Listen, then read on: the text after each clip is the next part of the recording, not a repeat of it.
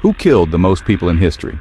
Was it a notorious warlord, a ruthless dictator, or perhaps a name that has been lost to the annals of time? Could it be a name forgotten by history, a tyrant whose deeds have faded from collective memory? The answer might surprise you. It's not a name that is often mentioned in history books or documentaries. It's not a Khan, a Caesar, or a Führer. These names are infamous, but they are not the answer.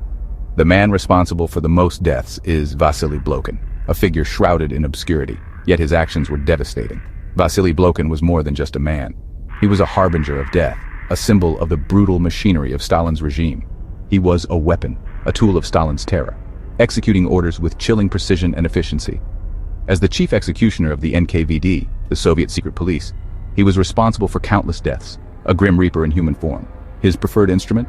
A Walther Model 2, a German-made pistol, cold, efficient, deadly. This weapon became an extension of his will. Blokhin's story is not one for the faint of heart. It is a tale of cold-blooded efficiency and merciless execution. It's a descent into the darkest corners of human history, a chilling reminder of the horrors man can inflict upon his fellow man. But it's a story that needs to be told. Understanding the past is crucial to preventing such atrocities in the future. Because to forget the past is to risk repeating it. We must remember, we must learn, and we must ensure that such darkness never falls upon humanity again.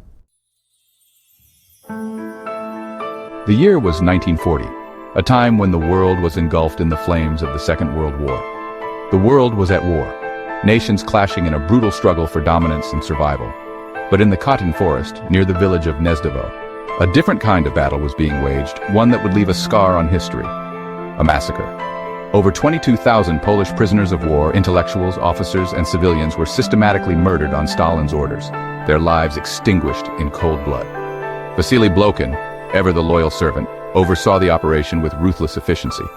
He personally signed the execution orders for 7,000 men, a chilling testament to his dedication to the Soviet regime.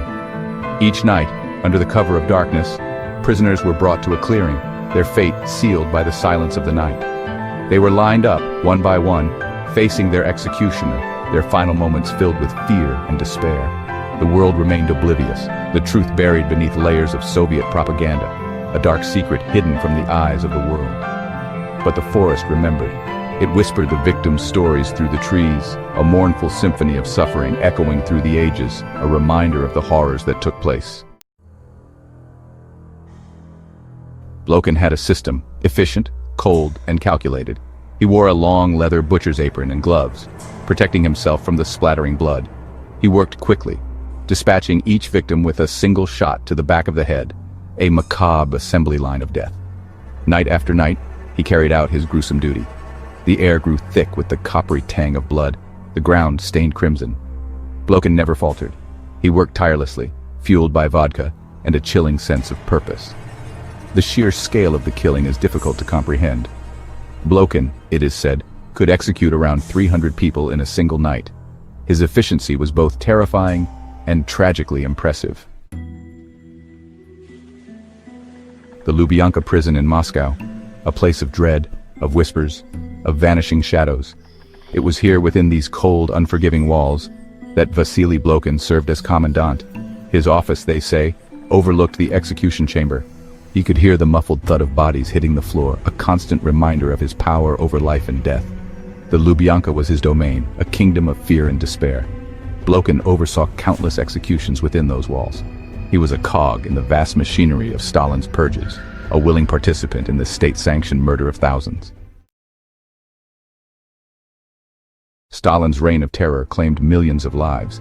His iron-fisted rule was marked by widespread fear and brutal repression, leaving an indelible mark on the Soviet Union and the world.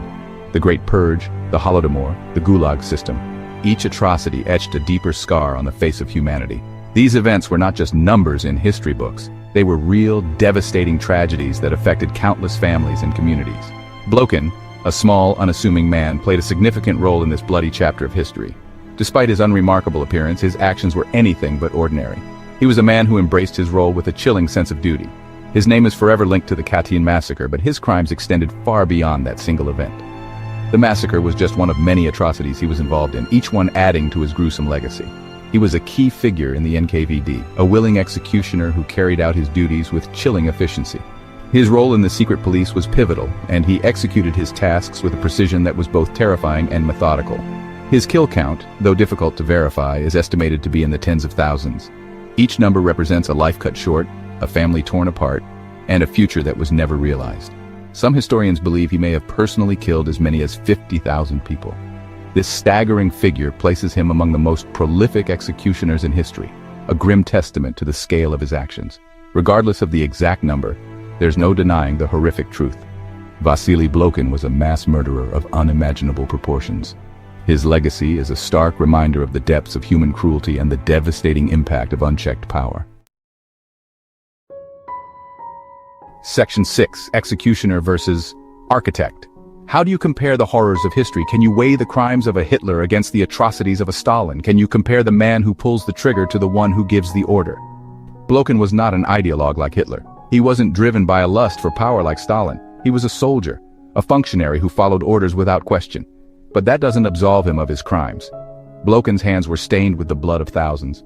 He wasn't just an architect of genocide, he was the builder, the bricklayer, the one who laid each stone in the edifice of death. Section 7. Legacy of a killer. After Stalin's death, Blokhin's star faded. He was stripped of his rank and forced into retirement. The Soviet Union was eager to bury the horrors of the past, and Blokhin, the embodiment of those horrors, was cast aside. He died in 1955, the official cause of death listed as a heart attack. Some whisper of suicide, of a man finally consumed by the weight of his sins. His legacy, however, remains. It's a chilling reminder that even in the darkest corners of human history, there are individuals who choose to embrace evil, who become willing instruments of death. Section 8. Remembering the victims. It's easy to get lost in the numbers, to become desensitized to the sheer scale of the atrocities. But we must remember that each victim had a name, a face, a story. They were fathers and sons, mothers and daughters, artists and teachers, doctors and lawyers. They were people with hopes and dreams, with loves and losses, with lives that were brutally cut short. Their stories deserve to be told. Their sacrifice must not be forgotten. It's our duty to remember them, to honor their memory by fighting against the forces of hatred and intolerance. Section 9. Never forget. The story of Vasily Blokhin is a difficult one to stomach. It's a stark reminder of the capacity for evil that exists within us all. But it's a story that needs to be told. We must confront the darkness of the past, learn from it, and vow to never let it happen again. Remember the victims, honor their memory, fight for a world where such horrors are relegated to the history books. That is the only way to ensure that the legacy of Vasily Blokhin, the man who killed more people than any other, serves as a warning, not a blueprint.